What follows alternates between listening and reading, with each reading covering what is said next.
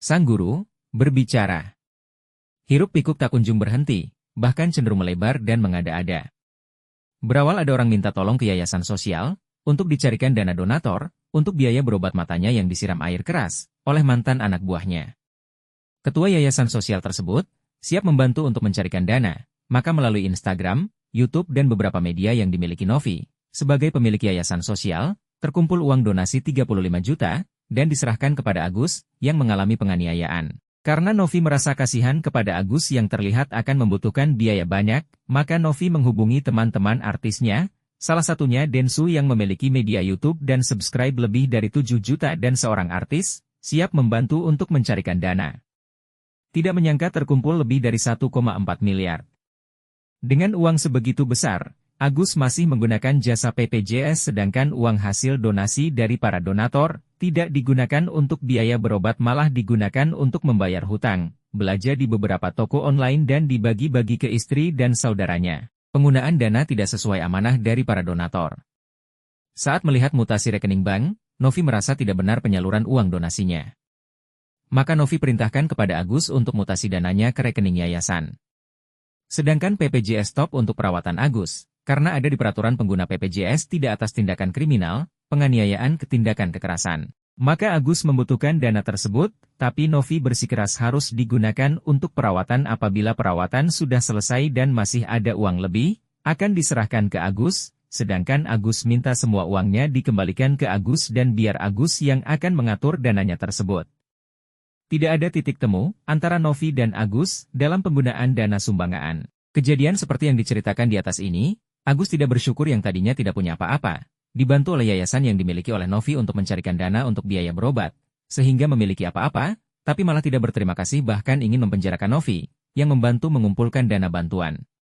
Sudah dibantu, malah menyakiti yang membantu, apabila dari awal akan tahu seperti ini, pasti tidak akan membantu atau salah membantu orang.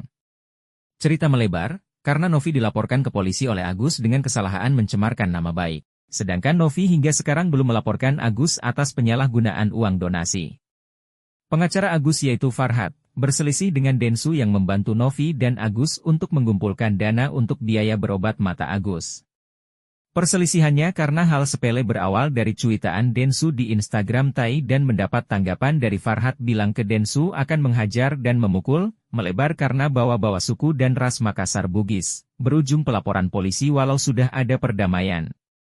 Farhad diungkit kasus lamanya tentang uang UMKM yang dituduhkan menggelapkan dana masyarakat hingga 60 miliar, berujung pada pelaporan polisi dan mengeret nama pengacara lain Elsa dan cerita lama dibuka lagi. Kalau melihat sumbangan selama ini, banyak penggunaannya tidak sesuai dengan iklan yang disebarkan, seperti yang sering terjadi, banyak kota-kota amal disebar ke beberapa minimarket untuk mendapatkan sumbangan dengan iklan, sumbangan untuk anak yatim piatu atau pembangunan tempat ibadah, tapi dana yang terkumpul untuk mendanai perbuatan jahat, yaitu salah satunya mendukung aksi teroris dan beberapa orang menyebarkan surat dari yayasan, surat dari lurah dari kepolisian, DLL, untuk menggalang dana dengan iklan bermacam-macam yang menyentuh hati manusia, seperti membangun tempat ibadah, untuk anak yatim piatu, bencana alam, orang sakit, panti jompo dan banyak iklan yang menyentuh, supaya banyak orang menyumbang uangnya untuk membantu meringankan biaya, tapi semua tidak sesuai dengan iklan yang disebarkan.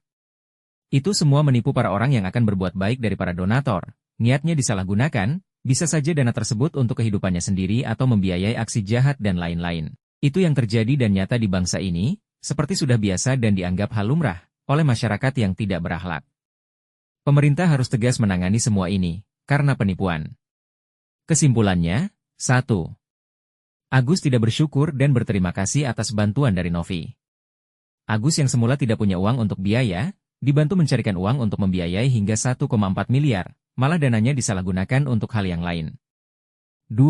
Pemerintah harus turun tangan untuk masalah penggalangan dana, yang dananya tidak sesuai penggunaannya dengan iklan yang diberitakan, karena sudah dianggap biaya, padahal menyalahi aturan hukum. Jadi nasihat dari sang guru. Agus wajib bersyukur dan berani menyudahi sengketa ini, harus dari Agus bukan dari saran orang-orang terdekatnya, jangan dengarkan hal-hal yang tidak baik. Dan harus minta maaf kepada Novi dan Densu, setelah itu meneruskan pengobatan mata dan sakit yang lainnya. Farhad, Densu dan Novi, harus saling bersalaman dan menyudahi permasalahannya. Pemerintah wajib tegas, untuk permasalahan yayasan atau kegiatan sosial yang menggalang dana sumbangan, karena dana yang dikumpulkan banyak yang tidak sesuai apa yang diiklankan. Salah sasaran, yang akhirnya penipuan. Masing-masing harus introspeksi diri dan belajar untuk bersuara dari hati nurani. Selalu berserah kepada Tuhan Sang Pencipta.